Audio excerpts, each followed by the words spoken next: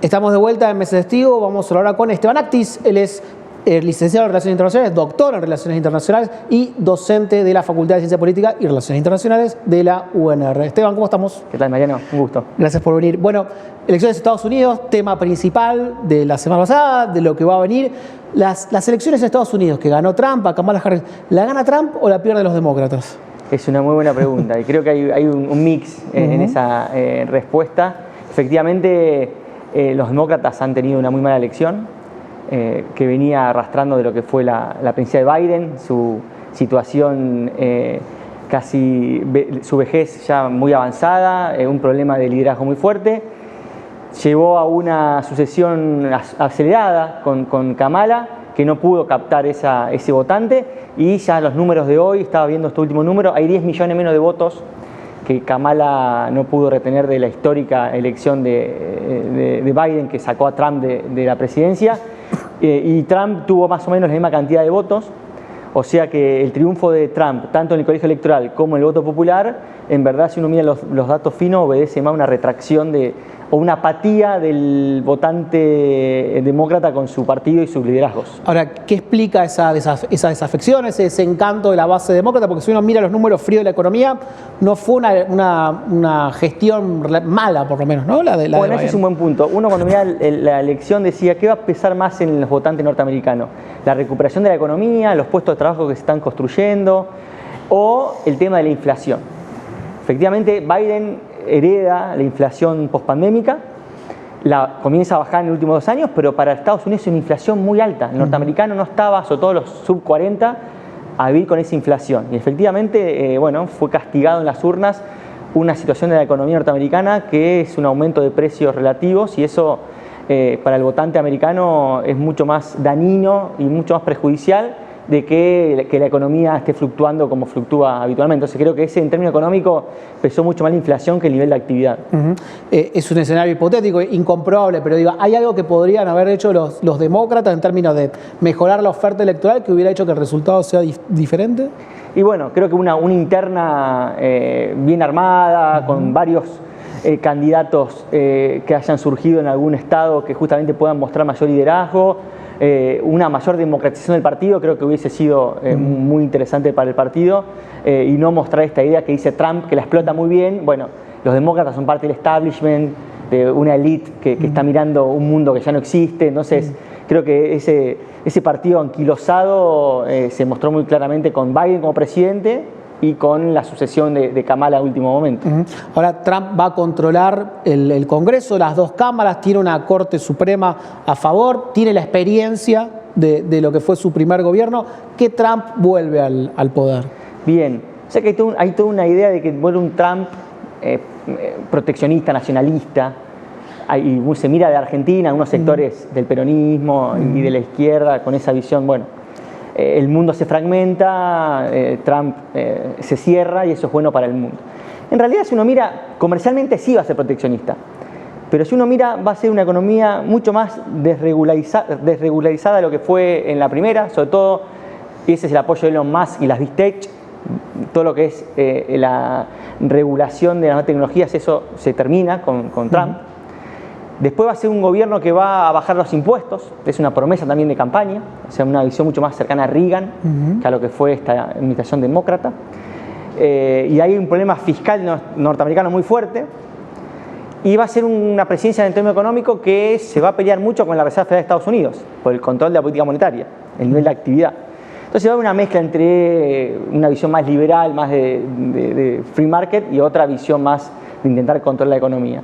Eso por el lado de la economía.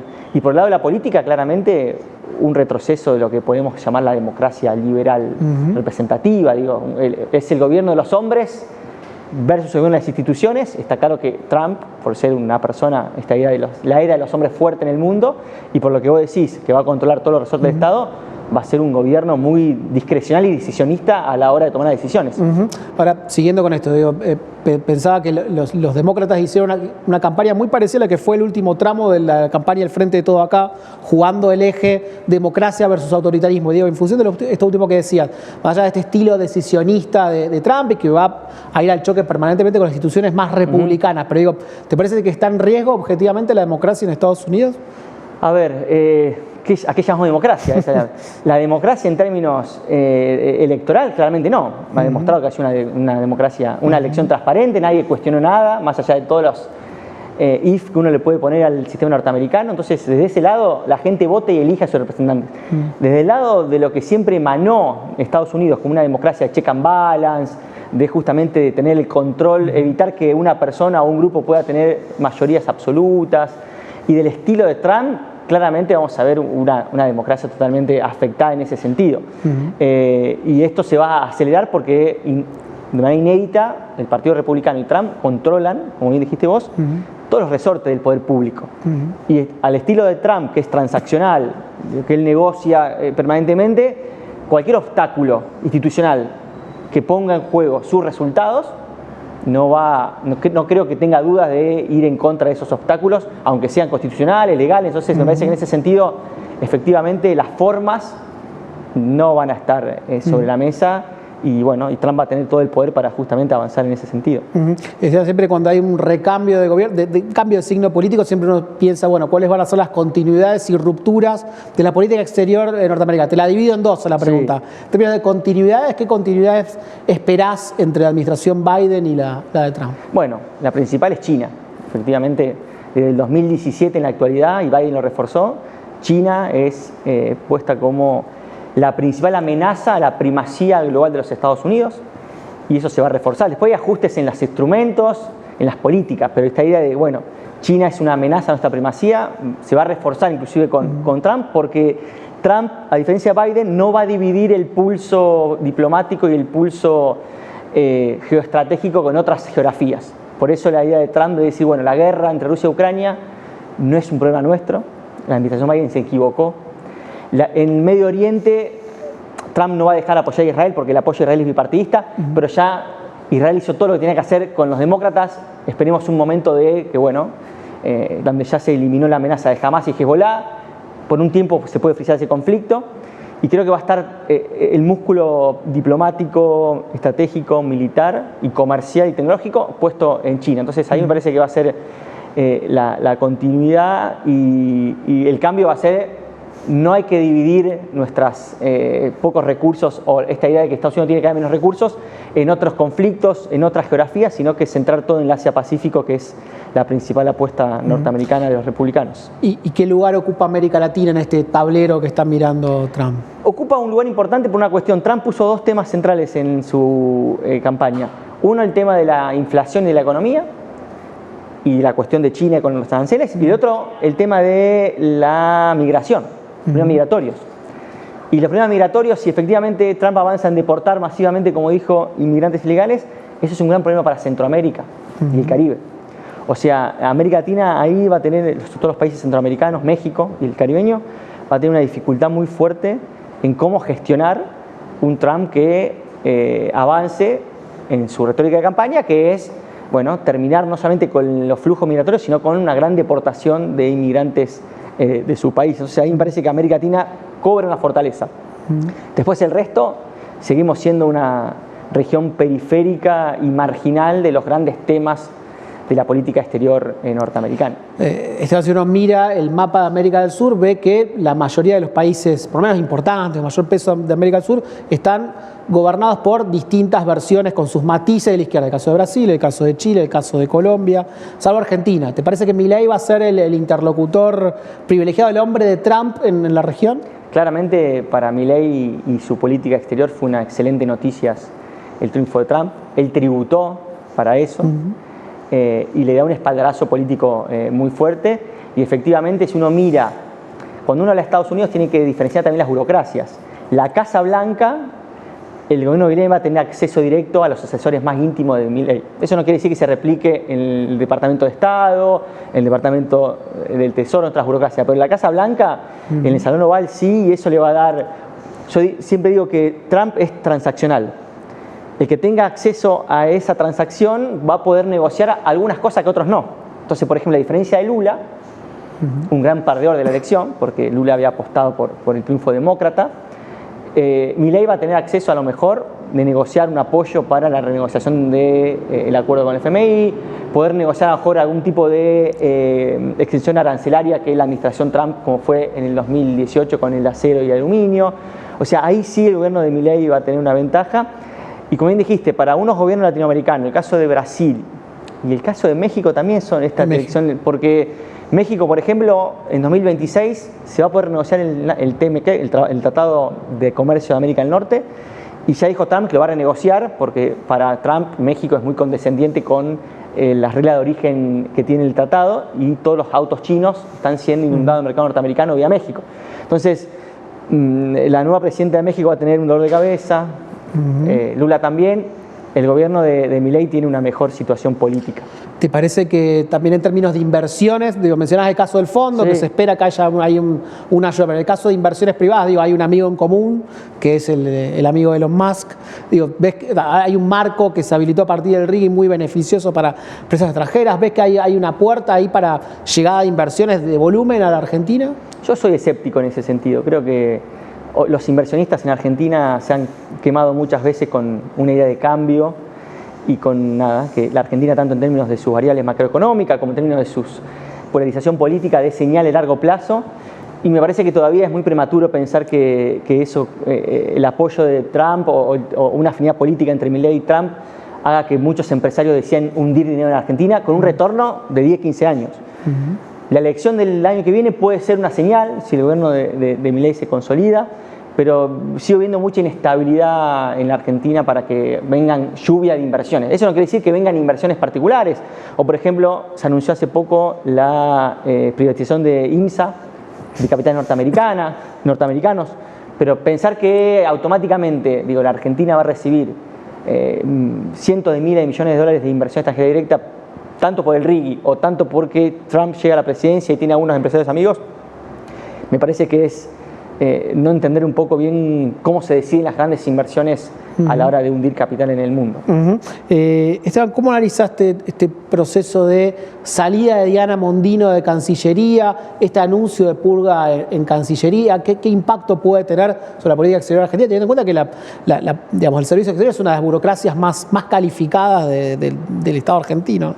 Bueno, es interesante eso, porque había una visión al principio del gobierno de Milei de que la burocracia especializada, en este caso Cancillería, un gobierno inexperto, sin trayectoria en política exterior, sin sus propios cuadros, podía marcar el rumbo de la política exterior y justamente, bueno, ser los adultos responsables, como dirían en Brasil cuando ganó Bolsonaro. Y a 10 meses, 11 meses de gobierno ve que todo lo contrario, que el gobierno se puso por encima de esa corporación y está intentando, bueno, que sea una corporación o una burocracia totalmente alineada a los cambios abruptos que propone el gobierno, que son cambios inéditos en la política exterior argentina. Porque uno pone, por ejemplo, el gobierno de Macri. Macri intentaba poner al secretario general de Naciones Unidas, que era Malcorra, para liderar la Agenda 2030. Bueno, Milei quiere justamente eliminar esa Agenda 2030. Entonces, ese discurso de una crítica al orden liberal, a las instituciones, a la gobernanza internacional, es inédito en la Argentina. Y para eso, bueno, necesita claramente cambiar la léxica diplomática en los organismos internacionales. Y en ese sentido, todos los diplomáticos que tengan una visión desde el peronismo, del radicalismo, de liberales, todos son vistos como potenciales adversarios a ese cambio. Y bueno, y esa purga está avanzando.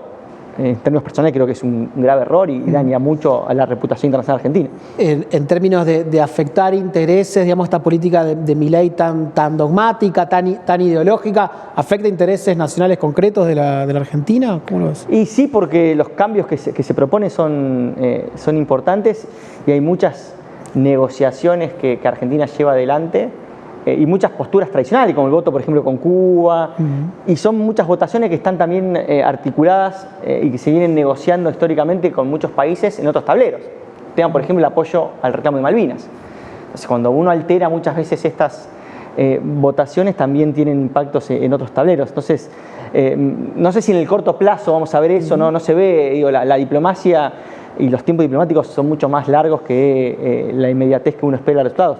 Pero efectivamente no va a ser inocuo para Argentina los cambios en las posiciones que está teniendo y que también responden a un cambio de alineamiento político muy fuerte, que es el acoplamiento con los Estados Unidos, este acoplamiento con Israel. Entonces, en ese sentido, estamos viendo, los internacionales decimos que una política exterior puede tener ajustes, una reforma, una reestructuración. Siempre en Argentina nosotros veíamos cuando cambiaron los gobiernos una política pendular y decíamos, bueno, acá se está reestructurando.